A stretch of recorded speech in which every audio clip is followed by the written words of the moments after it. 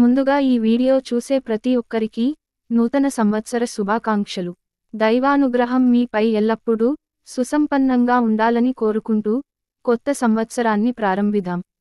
నూతన సంవత్సరం ప్రారంభమైంది. గత ఏడాది చేదు జ్ఞాపకాలను మర్చిపోయి ఈ సంవత్సరం ఆనందంతో చిరస్మరణీయంగా మార్చాలనుకోవాలని అందరూ భావిస్తారు. ఈ నూతన సంవత్సరం అంతా సంతోషంగా ఉండాలంటే కొన్ని పరిహారాలు ఉన్నాయి. ఈ నేపథ్యంలో నూతన సంవత్సరం శుభకరంగా ఉండాలంటే ఏ నియమాలు పాటించాలో ఇప్పుడు తెలుసుకుందాం. 2024 సంవత్సరంలోకి ఎన్నో ఆశలతో వెళుతున్న మనకు ఈ కొత్త సంవత్సరంలో యాదృచ్ఛికంగా ఒక శుభయోగంతో ప్రారంభమవుతుంది. 2024 జనవరి 1వ తేదీ సోమవారం శివుడికి అంకితం చేయబడింది.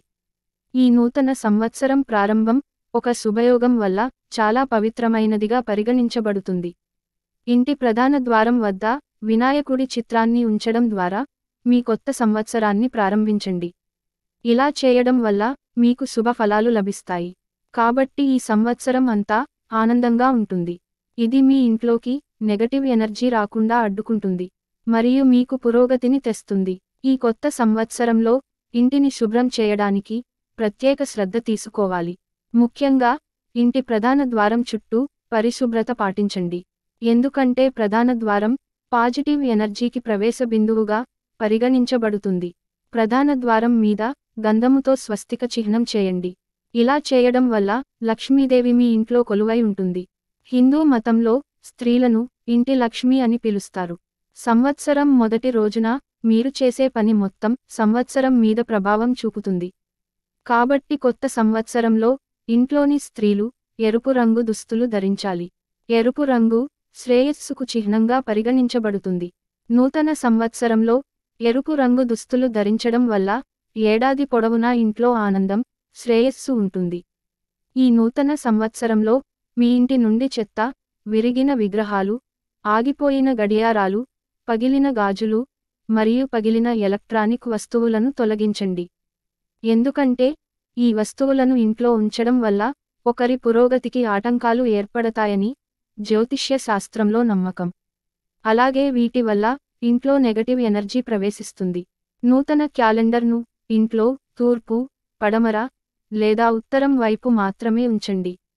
ఇలా చేయడం వల్ల ఇంట్లో సుఖ సంతోషాలు, ఐశ్వర్యం ఉంటాయి. దక్షిణ దిశలో కొత్త క్యాలెండర్ను ఎట్టి పరిస్థితుల్లోనూ పెట్టకూడదు. ఇలా పెట్టడం వల్ల ఇంట్లో ప్రతికూలత వస్తుంది. క్యాలెండర్ను ఈశాన్య దిశలో ఉంచడం చాలా శ్రేయస్కరం.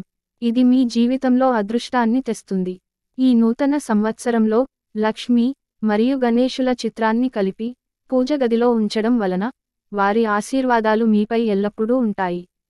2 రావి చెట్టు ఆకులను తీసుకొని వాటిని ఏదైనా శుభ సమయంలో మీ పర్సులో ఉంచండి. ఇలా చేయడం ద్వారా మీరు ఎప్పుడూ డబ్బు కొరతను ఎదుర్కోవాల్సిన పని ఉండదు. మీ పర్సులో ఎల్లవేళలా డబ్బు ఉంటుంది.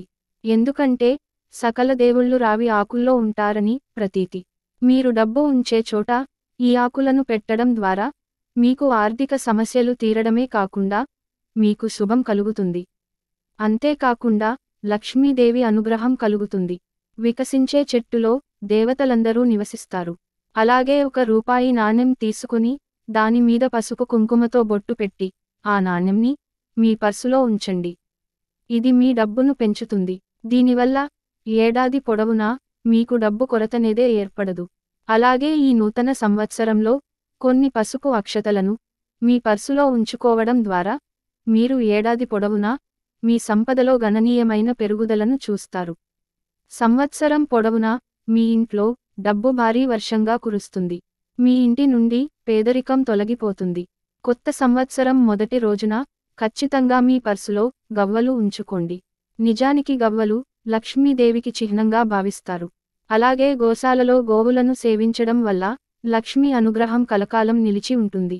జ్యోతిష శాస్త్రం ప్రకారం తల్లిదండ్రుల ఆశీర్వాదం ఉండటం వల్ల మీ సంపద పెరుగుతుందని గుర్తుంచుకోండి. కాబట్టి ఈ నూతన సంవత్సరంలో మీ తల్లిదండ్రుల ఆశీర్వాదాన్ని ఖచ్చితంగా తీసుకోండి. ఉప్పు నీటితో ఇళ్లును తుడుచుకోండి. ఈ పరిహారాన్ని ప్రతి ఆదివారం చేస్తే చాలా మంచిది. ఇలా చేయడం వల్ల ఇంట్లో నెగటివిటీ పోయి సానుకూలత వస్తుంది. నూతన సంవత్సరం ప్రారంభ రోజున ఎవరైతే శివుడిని ప్రసన్నం చేసుకునేలా అత్యంత భక్తి భావాన్ని ప్రదర్శిస్తారో వారికి ఆ పరమశివుడు ఆనందాన్ని, శ్రేయస్సును ఇస్తాడని, సంవత్సరమంతా శివుని ఆశీర్వాదాలు వారిపై ఉంటాయని చెబుతున్నారు. సంవత్సరం పొడుగునా శివుడి ఆశీర్వాదం కావాలనుకుంటే సోమవారం రోజున స్నానం చేసి తెల్లని వస్త్రాలు ధరించి చందన తిలకాన్ని దిద్దుకోవాలి. అలాగే పేద ప్రజలకు తెల్లని వస్తువులు ఏవైనా దానం చేయాలి. శివుడి ఆశీర్వాదాలు కావాలనుకునే వారు ఈ పరిహారం ఖచ్చితంగా పాటించాలి. 2024 జనవరి 1వ తేదీన ఆయుష్మాన్ యోగం ఏర్పడుతుంది. ఈ యోగం చాలా పవిత్రమైనదిగా పరిగణించబడుతుంది.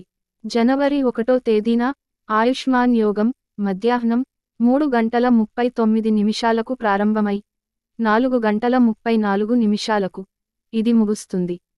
వేద జ్యోతిష్య శాస్త్రంలో ఆయుష్మాన్ యోగం చాలా పవిత్రమైనదిగా పరిగణించబడుతుంది.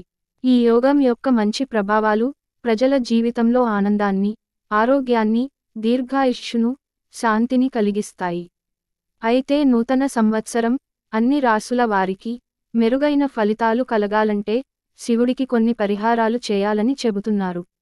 జనవరి 1వ తేదీన ఉదయాన్నే స్నానం చేసి సమీపంలోని శివాలయానికి వెళ్లి శివలింగానికి అభిషేకం చేస్తే శివుడి ఆశీర్వాదాలు ఉంటాయని చెబుతున్నారు.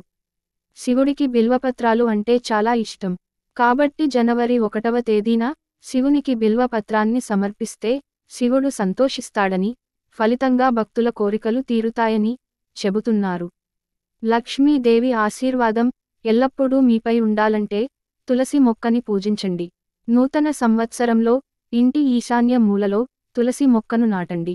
తులసికి ఉదయం పూట నీళ్లు సమర్పించి సాయంత్రం నెయ్యి దీపం వెలిగించండి.